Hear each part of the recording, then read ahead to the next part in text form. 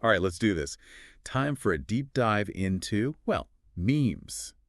I've got to say, going through these podcasts you sent, I'm pretty fascinated. Yeah, it's a lot more to it than you might think at first, right? For sure.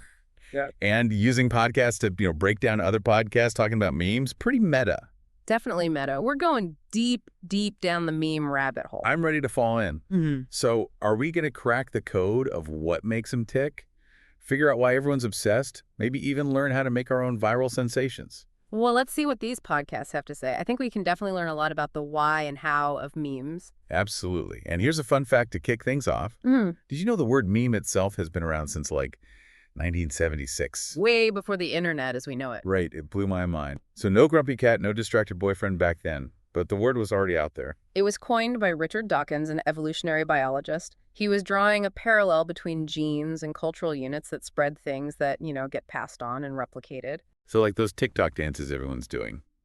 Or those bone apple tea fails. All memes, basically. Exactly. They're all units of culture spreading from person to person. Wow, that's actually pretty deep. And those cave paintings, the ones from thousands of years ago, Yeah.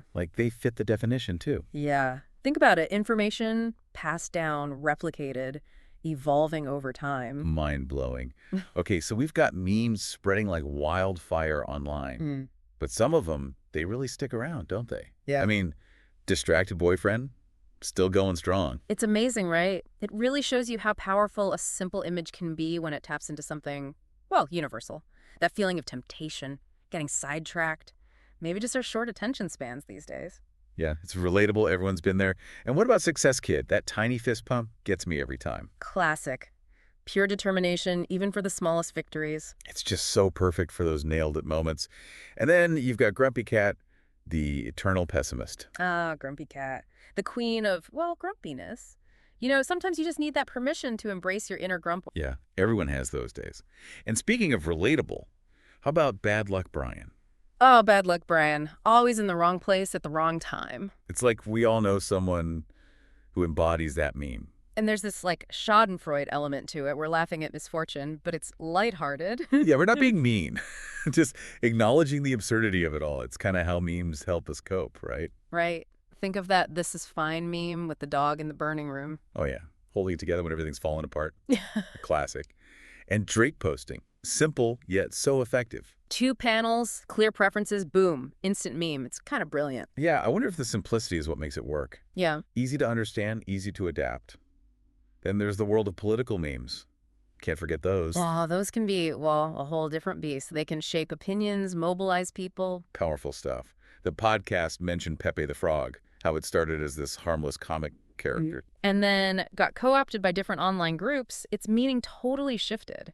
It just goes to show memes can be way more than just funny little internet things. Yeah, they can reflect and influence the culture, the conversations we're having. It makes you wonder, what are future generations going to think of our memes, Like, what story will our memes tell about us? It's kind of mind-blowing to think about. Absolutely. Our digital legacy, captured in memes. Okay, I got to ask, any tips from those podcasts on how to create a viral meme? I mean, is there a secret formula? Well, they did say lurking is key. Got to immerse yourself in the meme hotspots, Reddit, Twitter, TikTok. Like, become a meme anthropologist. Study the habits of the meme masters. Exactly. Understand what works, what's trending, what makes people laugh.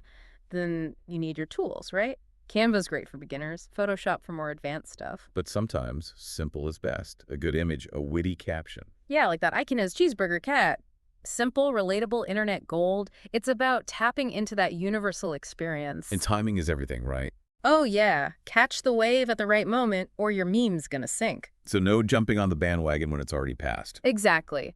Be original. Find your own voice. The internet's flooded with memes. Gotta stand out. So Bernie's mittens are officially retired. Unless there's a truly fresh take on them. I think Bernie's mittens have had their moment.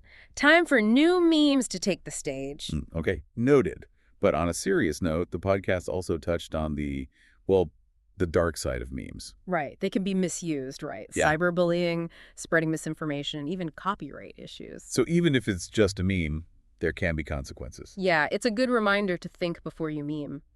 That seemingly harmless joke could actually be causing harm. And, cyber bureaus are out there monitoring things. So no Wild West when it comes to memes, huh? Not exactly. It's a complex landscape, that's for sure. But for now, let's focus on the good, the funny, the creative side of memes. All right, bring on the memes. What else do we have?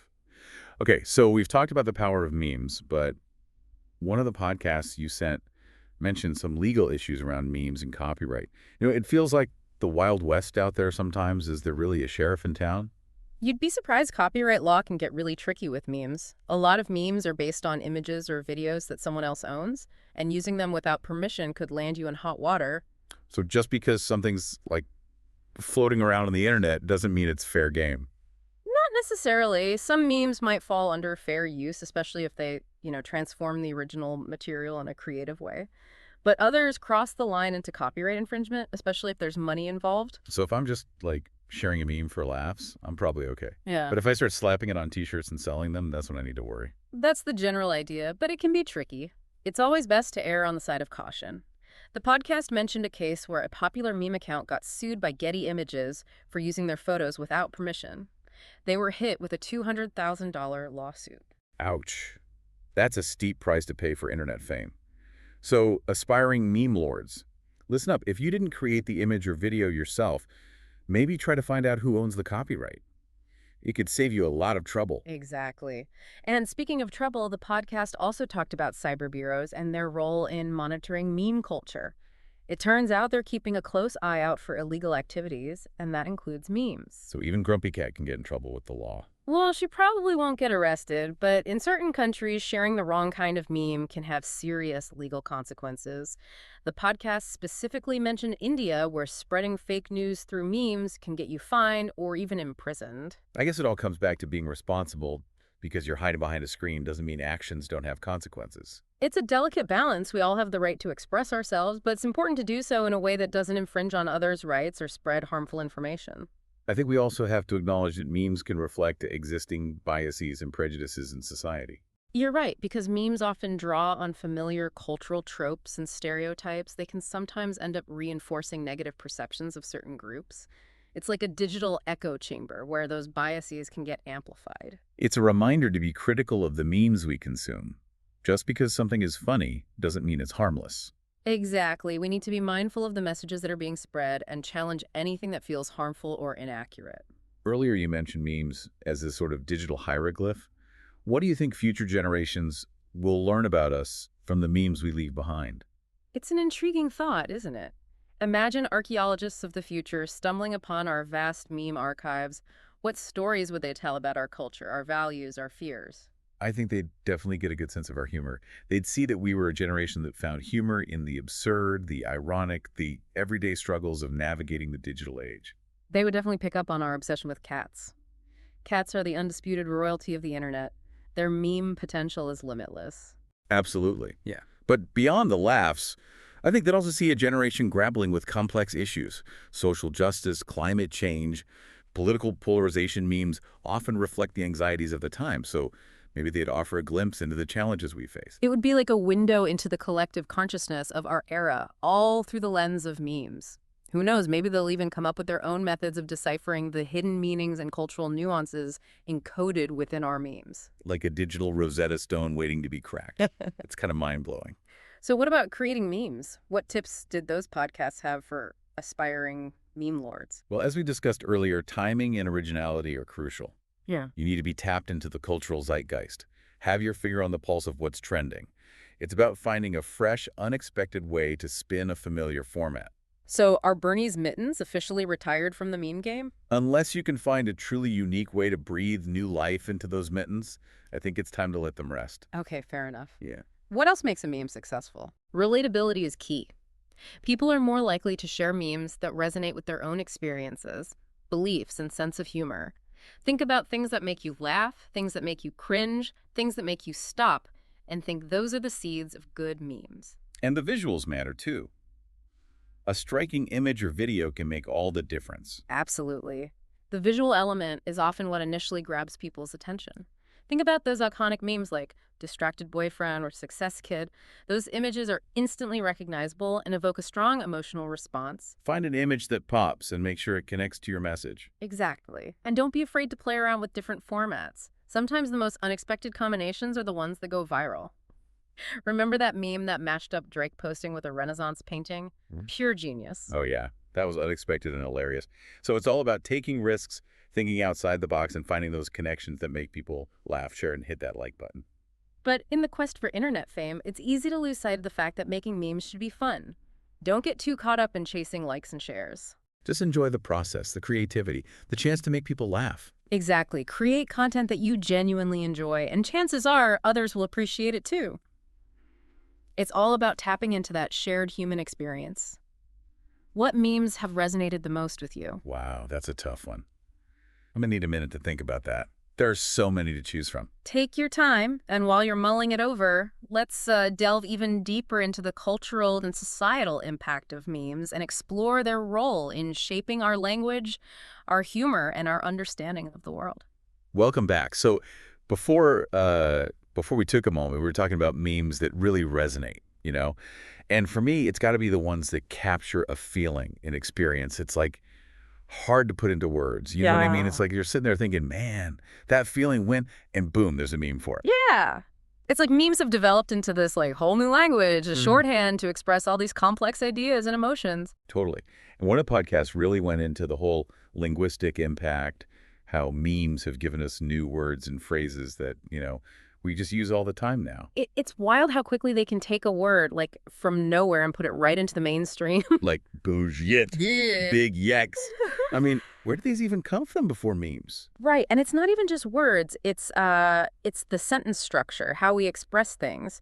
Take the distracted boyfriend meme. I mean, how many variations have we seen that follow the same format? It's like a meme grammar lesson. Yeah. We're learning to communicate in this whole new meme-ified way. Exactly. And it's not just conveying info, it's influencing our humor, too. Oh, yeah, big time. Absurdist, ironic, self-deprecating, like memes have defined a whole style of humor, right? Totally. It's like we're all in on the joke, the joke being, well, just the absurdity of life, especially in this crazy digital age. Yeah. And one of the podcasts talked about meme humor as like a coping mechanism, right? Yeah, we laugh at the absurdity, find comfort in shared experiences, even if those experiences involve like face palms and awkward moments. Like a giant therapy session. Yeah. But online and way more fun. Way more fun, way more cats. Oh, definitely more cats. Yeah. And speaking of cats, those heartwarming animal memes, gotta love them. The ones that just melt your heart. The cuddling, the unlikely friendships, pure wholesomeness. It's amazing how memes can make you laugh, cry, or just like feel connected to humanity. They really tap into a whole range of emotions, and sometimes it becomes a collective thing. Like when there's social upheaval, big events happening. Yeah. Memes can capture the mood, help people process anxiety, or find solidarity with others. Right, like during the pandemic, those working from home memes were everywhere. It was relatable, funny, and kind of comforting too. But then again, memes can be used for, well, not so great things, right? Yeah, we talked about that. Yeah. Spreading misinformation, hate speech, all that. It's a constant reminder to be critical of what we see, Yeah. Just because it's funny doesn't mean it's harmless. Couldn't agree more. We got to be media savvy. Think for ourselves. Yeah. So, back to those digital hieroglyphs. What do you think? What will our memes say about us in the future? It's a really intriguing thought, isn't it? I think they'll see a generation that was like hyper-connected online, but sometimes, well, lonely. Yeah. They'll see our humor, our fears, our struggles. It's going to be a mixed bag, reflecting all the good and the bad of the digital age. Well, it's been amazing diving into all this with you. Memes are way deeper than I ever imagined. They really are. They're a reflection of us, how we communicate, how we understand the world. Absolutely. And to everyone listening out there, keep exploring, keep creating, keep sharing the joy of memes. Just remember, meme responsibly. Think about the impact. Let's use this incredible tool for good. Let's make the internet a better, funnier, more connected place, one meme at a time. Thanks for joining us on The Deep Dive.